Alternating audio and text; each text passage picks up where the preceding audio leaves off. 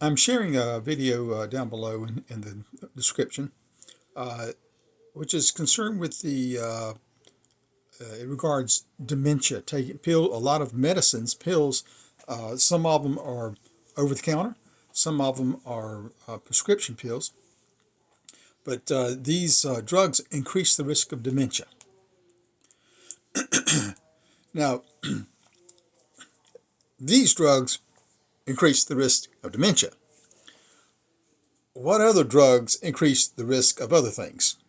And of course, it's to, to be logical, just watch the pharmaceutical um, commercials and see all the side effects of everything.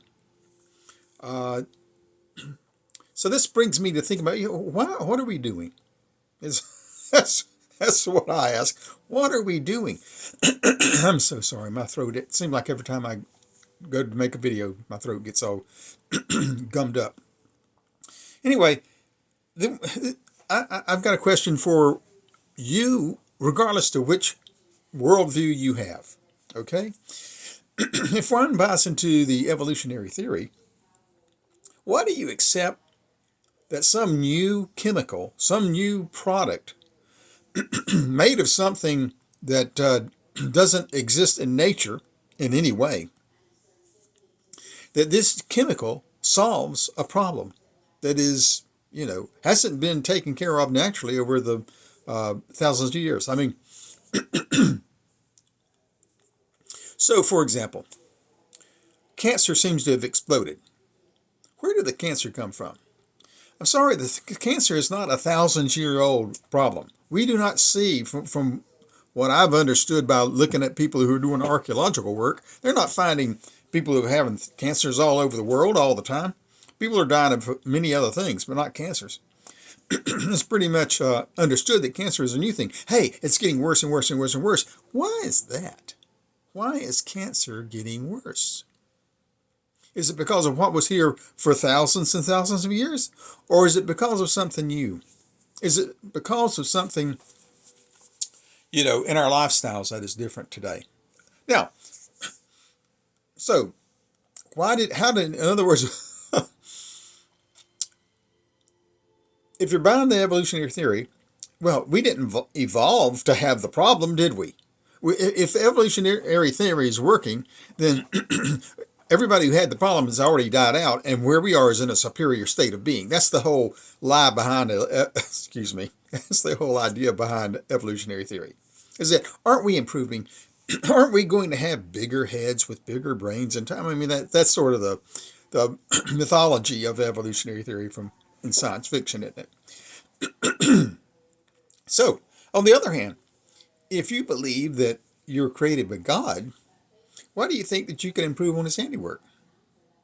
So we're going to take some petroleum chemical or some other kind of product that has never been used by any species for any particular reason, and we're going to figure out a way to make it work for humanity. Now, and got my throat. Pretty clear. There's nobody putting any money into research on any of this stuff unless they can figure out a way to make money. Right? That's just the bottom line of it. If you can't make money, then they're not going to research. They're not going to put any money into it. Okay? But they're willing to take any and everything. It won't matter what it is. If they can find a way to make a product of it and sell you on it, then they're going to do that, and they're going to tell you it's good for you. It just doesn't make sense to me. What are we doing? I'm not trying to discount modern medicine. My life has been affected tremendously by modern medicine. Personally, I mean, in my own personal body and in the body of my spouse. So it's a very important thing. There's good and bad about those issues. So while the video topic about drugs that cause dementia is just about drugs that cause dementia, it's really raises a pervasive issue across, our modern lifestyle. many things. We're many new products. What aspects of our modern lifestyle may be rooted in any specific problem. We have problems. What where are those problems rooted? Are they in chemical warfare? Are they in the use of pesticides? I mean, some of these things they're not new ideas, but we'll make an issue of something. And society will go crazy about, oh, we can't use Agent Orange anymore. And yet, on the side, we continue to use products like Agent Orange. We just call them something else, whatever. So, the solutions being provided are less than 200 years old, right? I mean, almost everything all of our solutions, 99% of them, come from the Industrial Revolution, which is the middle of the 1800s, through to today, right? We've been playing with chemicals. We've been playing with products. The cereal industry. People weren't eating cereal. This is just historical fact. People were not eating cereal up until about 1900 when I think it was Nabisco. I'm not sure, but whatever company it was wanted to sell their product, so they decided, guess what? We need to convince people that cereal is a good thing to eat for breakfast. And really, cereal is not a good thing to eat for breakfast. Okay? You're probably eating it. Your toast that you eat in the morning is not really good for eating for breakfast either. I grew up eating toast. That's all I had for breakfast. We ate toast. Not because we were poor. That's just what, toast and coffee. First grader, toast and coffee. All that sugar in that coffee, got to school. My teachers were saying, what is going on with that Johnson kid? He's just running around. Anyway, so our solutions include chemicals. They include, and sometimes it's not that the products are natural, right? In fact, oh, that's the big thing today. Oh, you're natural. They're natural foods. Okay, it's just that we don't need all the carbohydrates that are in the natural foods. We don't need the trans fats that we may be getting. So they call them natural foods, but they take what is really natural and then they manipulate them,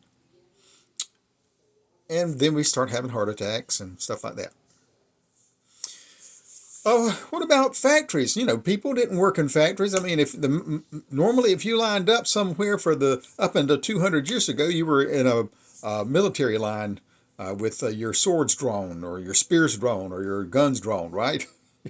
You didn't just naturally line up for things. Maybe you lined up in a queue to get in line to get a product at a window.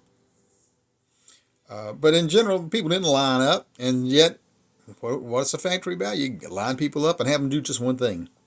And that, we end up having all these physical problems. A lot of workers do, because they're standing in one position doing one thing all day long. Typists getting tunnel carpal syndrome, right? Doing one thing. We're not made to do that. That's something new. People didn't do that.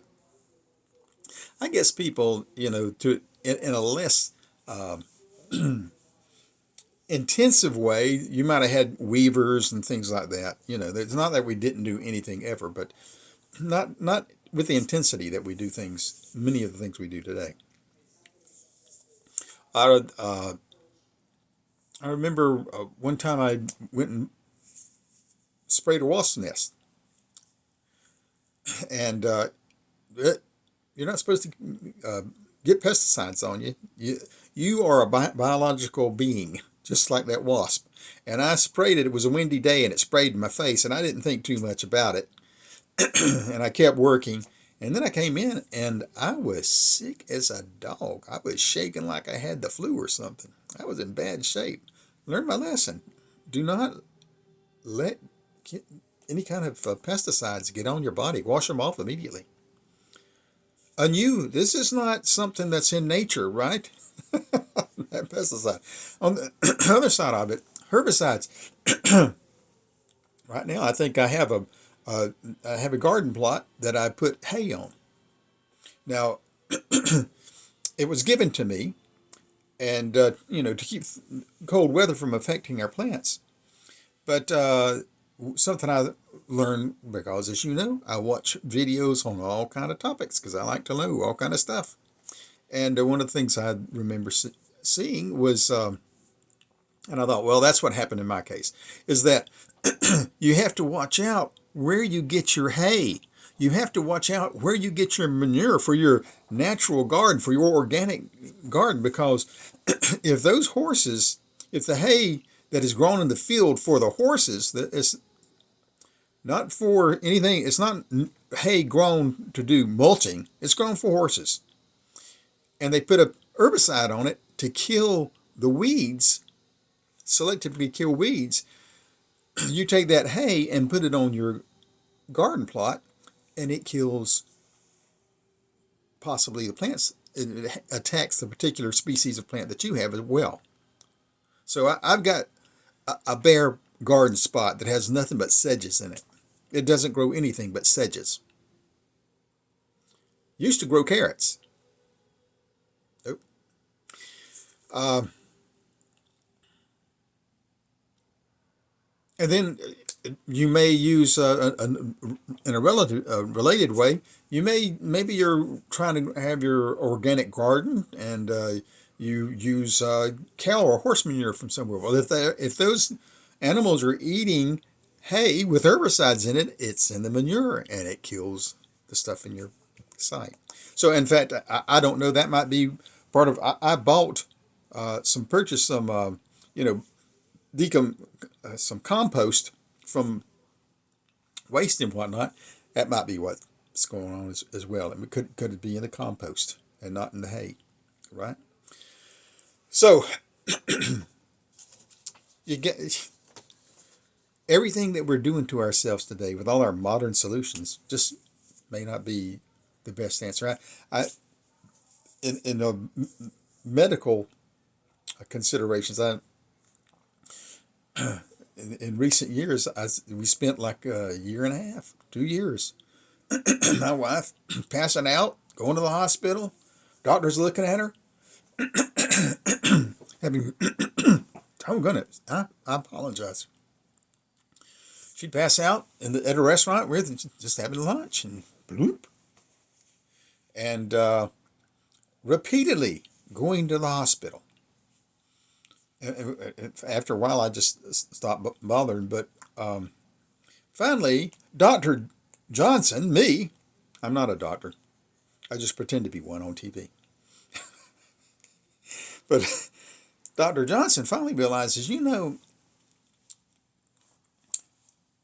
my wife has taken these pills that make her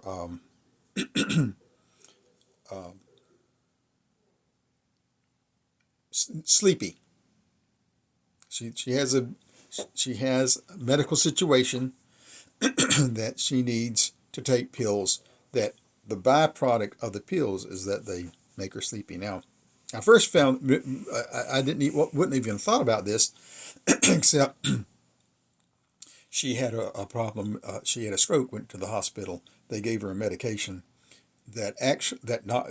she seemed to be doing fine at one place. I went to rehabilitation. She got out of the hospital from a stroke. Got to rehabilitation. She's doing okay till she gets there. And all of a sudden she starts passing out. She can't eat her food or anything. These people are telling me, oh, the reason she can't eat food is that's part of what happens with people with stroke. They can't swallow and stuff. They just can't eat their food. She wasn't chewing. Nobody's catching on to anything. I'm around all these medical people. They know nothing.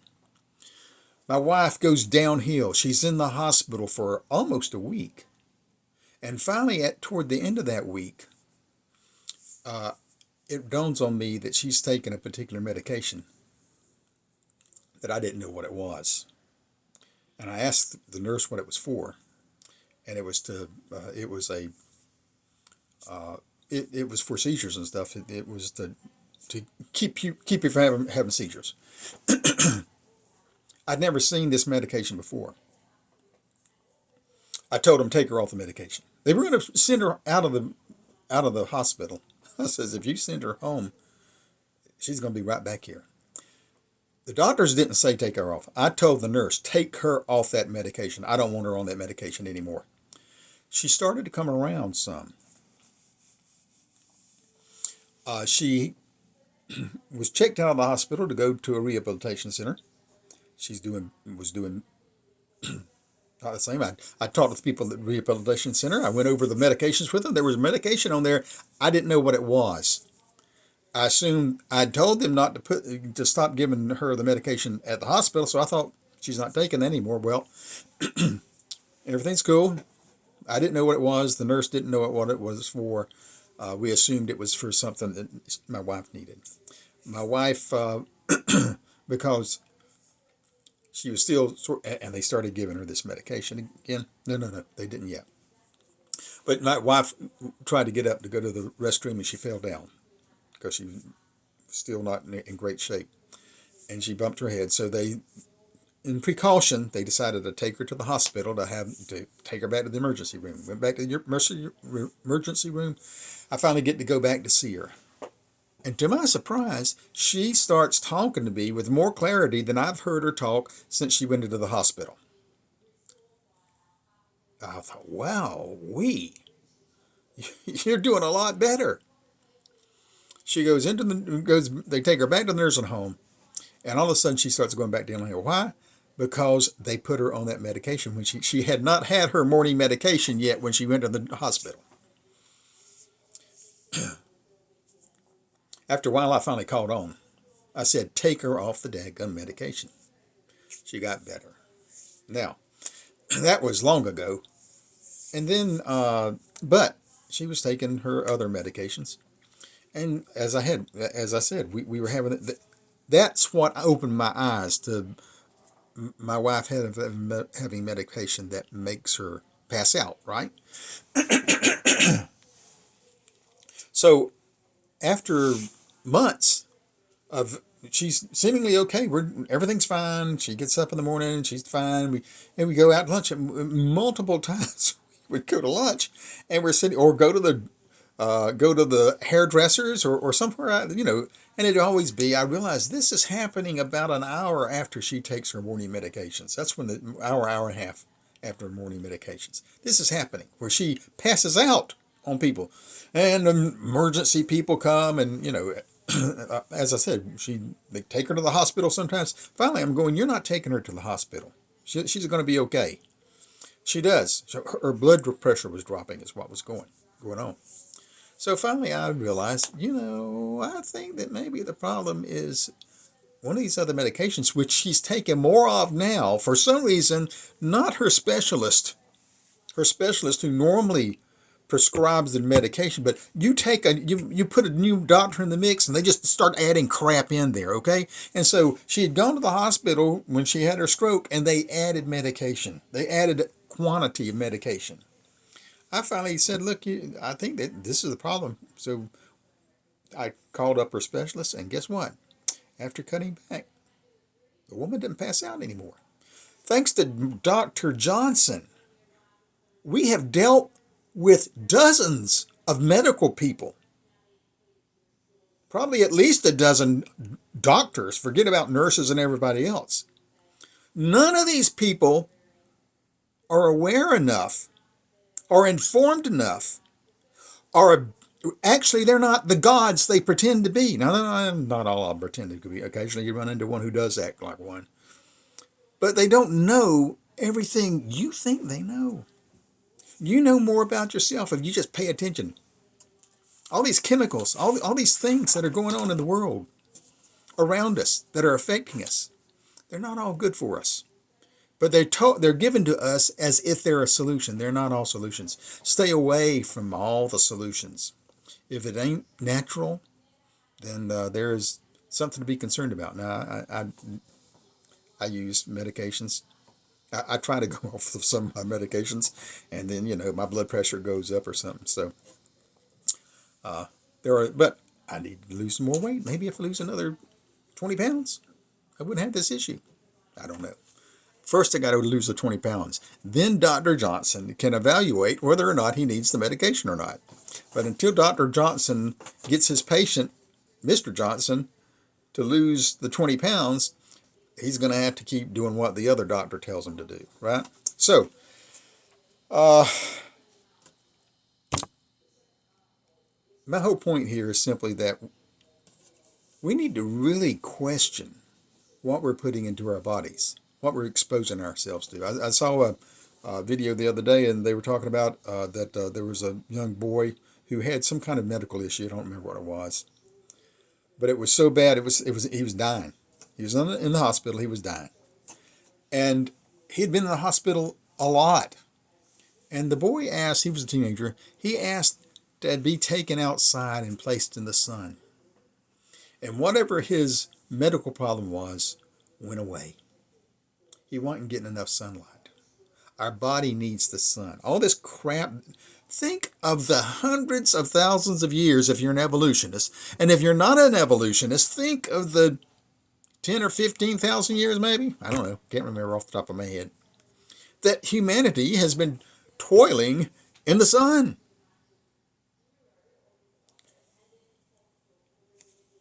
The sun doesn't kill us.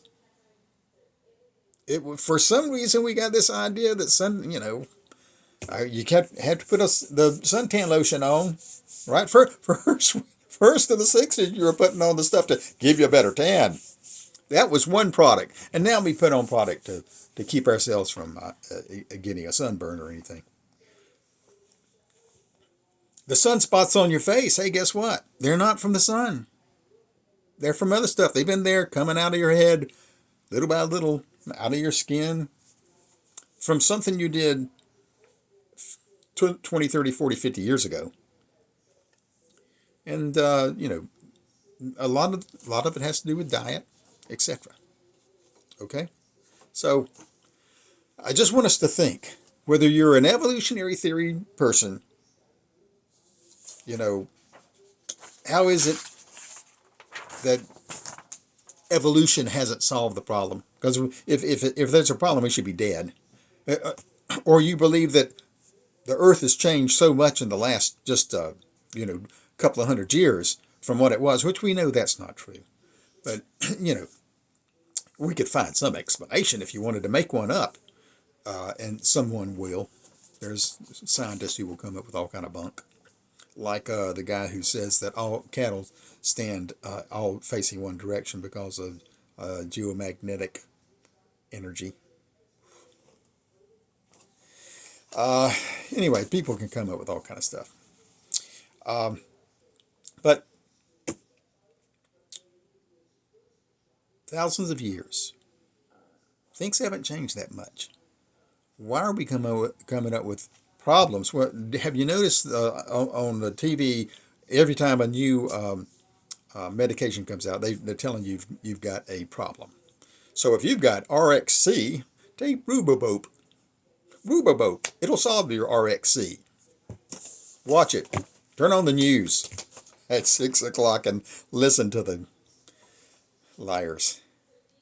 Or if you are a person who believes there's a God that created things, then who the heck are we to be doing all that we're doing?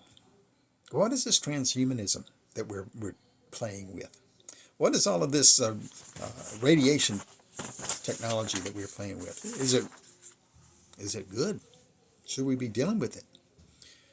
We need to ask these questions. Everybody needs to be thinking about this and not just letting people who run your government or run the big companies, etc., come up with solutions to problems that didn't exist until they came up with a solution.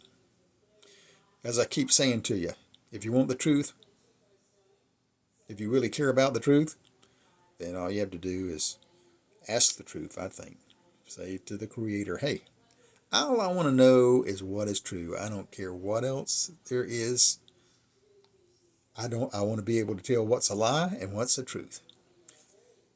And I feel confident you'll find the truth. Have a good day.